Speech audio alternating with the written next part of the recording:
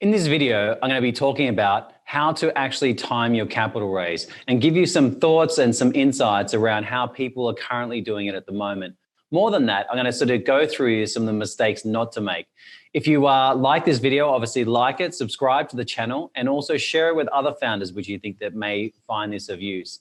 So I was chatting with a founder, and this is obviously what prompted this video. I was chatting with the founder the other day, and basically they'd reached out, they mentioned they wanted to raise capital. So having a discussion, my first typical question is, okay, so when are you looking to start your capital raise? Right. And the first comment that came back from the founder is, oh, we're thinking about starting in 6 months. Now we're sitting in the first week of July, second week of July. And I was just sitting there going, okay, so you're looking to start your capital raise around New Year, Christmas and New Year. And you can see that the sort of blank expression on the face where they weren't sort of quite sure that was obviously the right thing that they were thinking. It's like, well, firstly, no one really kicks off a capital raise to Christmas or January or the first week of January. And so as I started digging, I kept on asking a bunch of questions. So then I tried to lay it out so that they understood what some of their own thoughts were. So I basically re-highlighted. So if you're thinking about starting your capital raise in January, typically you realize that most people are away, especially from an investor perspective, that most people are away until the end of January. And most people are actually quite inactive until the end of January because they've got kids, they've typically got their families, they're on holidays. Now, whilst they'll still open emails and so forth, getting a deal finalized is very difficult. You may be able to start interactions, but it makes it difficult. So then I started breaking down the maths of their structure. So you're looking to kick it off in January, okay, which is typically a little bit harder, possible, but harder. You can start conversations around that time. Secondly, we find that most companies we work with typically take anywhere between 6 to 12 months to actually raise their money. So am I right in saying that you're not looking to complete your capital raise until this time next year, or potentially understanding how the markets are and understanding also there's been very well sort of documented that it's going to get more and more challenging to raise venture capital, that you're sort of expecting to close your capital raise by December next year? And you just see this look in their face where they just look completely shocked, like they didn't quite understand it. And so for me, it's a common question that investors have.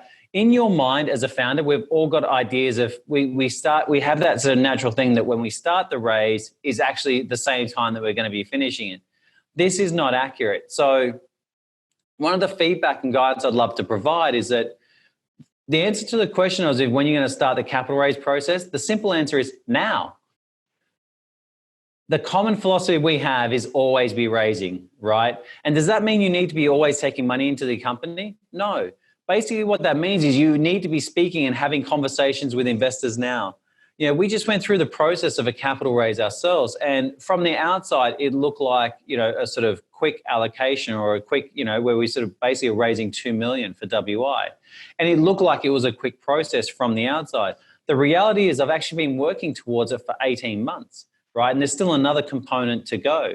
And when I say working towards it, I'll do another webinar sort of at another time. But there's a couple of things which I want to highlight to you as a founder going forward, especially when you're going through the capital raise process.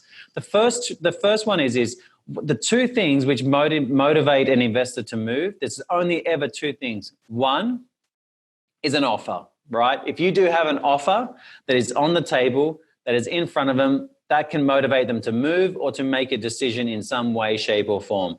Without an offer, it's just a conversation. It's a get to know you. It's, it can still be just as useful. That's completely fine. Now, there is a stage for having those getting to know you conversations, and I'll explain that in a second. The second thing which gets an investor to move is typically the achievement of a significant milestone, right? So we're always encouraging private companies and early stage venture companies to basically announce their significant milestones. What happens to us too much as founders is we have great things that are happening in our companies, but we're telling no one about it except for the people involved. So we're getting excited. We know everything that's happening in a business, but we're not communicating it to anyone, right? And there's always a saying in marketing, it's about that sort of that job of how you go from unknown to known with a potential investor is just consistent and repeating of significant milestones which allow them to know that there's been progress taking place in the company.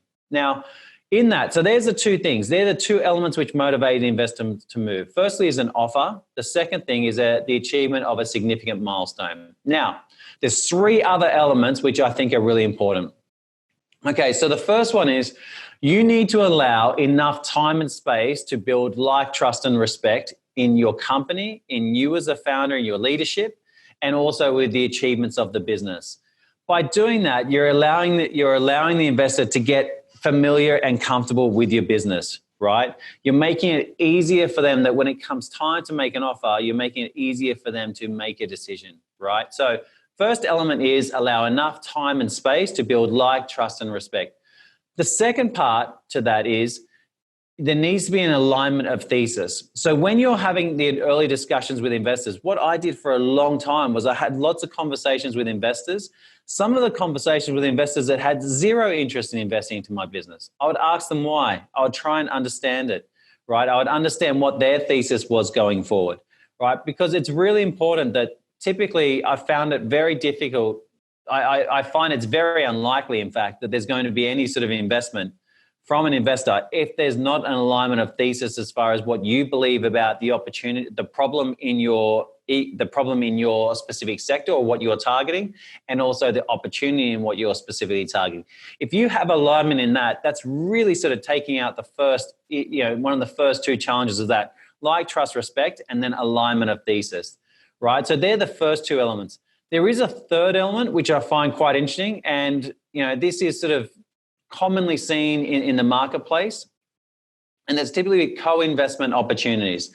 Co-investment opportunities, and even sometimes for some investors where they've been looking for a specific type of opportunity in a certain sector, often it's the serendipity factor where they feel from their minds it's the right time, the right place, and the right opportunity to make an investment.